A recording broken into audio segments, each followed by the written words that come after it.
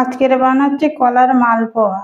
মালপোয়া বানানোর জন্য নিয়েছি কলা, দেবো 2 চামচ চিনি,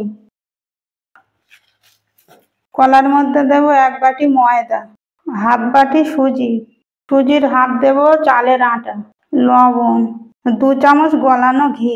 হাত দিয়ে ভালো করে মিশিয়ে নেব, দুধ দিয়ে গুলে নেব। ভালো করে মেখে নিয়েছি, তো ঢাকা দিয়ে 5 মিনিট রেখে দেবো। 1 বাটি চিনি আর দেবো 1 বাটি জল, দিয়ে দেবো 2টো এলাচ। রসটা হয়ে গেছে, নামিয়ে রাখবো।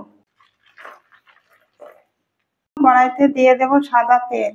5 মিনিট হয়ে গেছে, এখন দেবো মৌরি ভাজা, একটুখানি বেকিং সোডা,